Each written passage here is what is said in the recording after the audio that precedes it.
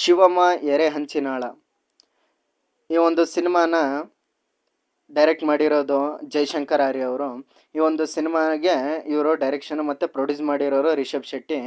ಇದು ಹಲವಾರು cinema film ಫೆಸ್ಟಿವಲಲ್ಲಿ ಈ ಒಂದು ಸಿನಿಮಾ ಆಯ್ಕೆಯಾಗಿ ಮತ್ತು ಹಲವಾರು ಅವಾರ್ಡ್ಗಳನ್ನ ಇದು ಪಡೆದಿದೆ ಅಂತ ಹೇಳ್ಬೋದು.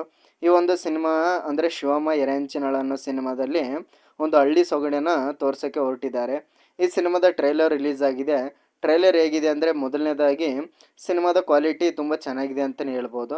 ಮತ್ತು ಇನ್ನೊಂದು, ಇದು ಉತ್ತರ ಕರ್ನಾಟಕ ಭಾಷೆ ಮತ್ತು ಹಳ್ಳಿಯಲ್ಲಿ ನಡೆಯುವಂಥ ಒಂದು ಕಥೆಯಾಗಿದೆ ಅಂತ ಹೇಳ್ಬೋದು. ಅಂದರೆ ಶಿವಮ್ಮ ಅನ್ನೋ ಒಂದು ಹೆಣ್ಣುಮಗಳು ಯಾವ ರೀತಿ ತಾನು ದುಡ್ಡು ಮಾಡಬೇಕಂತ ಊರಿನ ಜನಕ್ಕೆ ತನ್ನ ಯಾವುದೋ ಒಂದು ಔಷಧಿನ ಯಾವ ರೀತಿ ಮಾರಾಟ ಮಾಡಿ ಅಲ್ಲಿನ ಜನರಿಗೆ ಯಾವ ರೀತಿ ತೊಂದರೆ ತರ್ತಾಳೆ ಅನ್ನೋದನ್ನ, ಅಥವಾ ಅವಳು ಮಾಡೋವಂಥ ಸಾಹಸಗಾಥೆಯನ್ನು ಹೇಳೋವಂಥ ಒಂದು ಸಿನಿಮಾನೇ ಇದು ಶಿವಮ್ಮ ಎರೆಹಂಚಿನಾಳ ಆಗಿರ್ಬೋದು ಅಂತ ನನಗೆ ಒಂದು ಅನಿಸುತ್ತೆ. ಅಂದರೆ ಈ ಒಂದು ಹೆಣ್ಮಗಳು ಅಜ್ಜಿ ಒಂದು ಶಾಲೆಯಲ್ಲಿ ಕೆಲಸ ಮಾಡ್ತಿರ್ತಾಳೆ ಅನಿಸುತ್ತೆ. ಸೊ ಹೀಗಾಗಿ ಅವ್ರಿಗೆ ಏನೋ ಒಂದು ಮಾಡಬೇಕು ಅನ್ನಿಸ್ತಿರುತ್ತೆ. ಅಲ್ಲಿನ ಹಳ್ಳಿ ಜನರಿಗೆ ಯಾವ ರೀತಿ ತನ್ನ ಬುದ್ಧಿಯ ಮೂಲಕ, ತನ್ನ ಚಾಣಾಕ್ಷ ಮೂಲಕ ಅವರು ಆ ಒಂದು ಊರಿನಲ್ಲಿ ಅವರು ಕೆಲಸನ ಮಾಡ್ತಾರೆ ಮತ್ತು ಒಂದು ಔಷಧಿನ ಅವರು ಕಂಡುಹಿಡಿತಾರೆ. ಆ ಔಷಧಿ ಮೂಲಕ ಆ ಊರಿನಲ್ಲಿ ಏನಾಯಿತು ಮತ್ತು ಅದರಿಂದ ಯಾರ್ಯಾರಿಗೆ ತೊಂದರೆ ಆಯಿತು ಮತ್ತು ಹೆಲ್ಪ್ ಆಯಿತು ಅನ್ನೋದನ್ನ ಈ ಒಂದು ಸಿನಿಮಾ ತೋರಿಸುತ್ತೆ. ಇದು ರಿಷಬ್ ಶೆಟ್ಟಿ ಫಿಲ್ಮ್ಸಿಂದ ಬರ್ತಾಯಿದೆ ಅಂತಲೇ ಹೇಳ್ಬೋದು.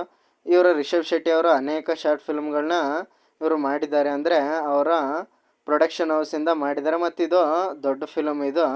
ಈ ಒಂದು ಸಿನಿಮಾ ಥಿಯೇಟ್ರಲ್ಲಿ ಕೂಡ ರಿಲೀಸ್ ಆಗ್ತಿದೆ. ಇದು ಹಲವಾರು ದೇಶಗಳಲ್ಲಿ ಫಿಲ್ಮ್ ಫೆಸ್ಟಿವಲಲ್ಲಿ ಗೆದ್ದು ಬಂದಿದೆ ಮತ್ತು ಅನೇಕಾರು ಅವಾರ್ಡ್ಗಳನ್ನ ಇದು ಪಡ್ಕೊಂಡಿದೆ ಅಂತ ಹೇಳ್ಬೋದು. ಈ ಒಂದು ಸಿನಿಮಾದ ಟ್ರೈಲರ್ ಕೂಡ ರಿಲೀಸ್ ಆಗಿದೆ. ತುಂಬ ಚೆನ್ನಾಗಿದೆ ಕ್ವಾಲಿಟಿ ವೈಸು, ಮತ್ತು ಡೈಲಾಗ್ ಕೂಡ ಉತ್ತರ ಕರ್ನಾಟಕದ ಮಾಸಿಯಾಗಿದೆ ಅಂತ ಹೇಳ್ಬೋದು. ಸೊ ನನಗೆ ಅನಿಸೋ ಮಟ್ಟಿಗೆ ಅದೇ ಮೊದಲನೇ ಹೇಳಿದಾಗೆ ಒಂದು ಔಷಧಿ ಮತ್ತು ಅಲ್ಲಿನ ಜನರ ಜೀವನ ಕತೆ ಮತ್ತು ಶಿವಮ್ಮನ ಸಾಹಸಗಾಥೆಗಳನ್ನು ಹೇಳೋವಂಥ ಕತೆ ಈ ಒಂದು ಶಿವಮ್ಮ ಎರೆಹಂಚಿನಾಳ ಅಂತಲೇ ಹೇಳ್ಬೋದು.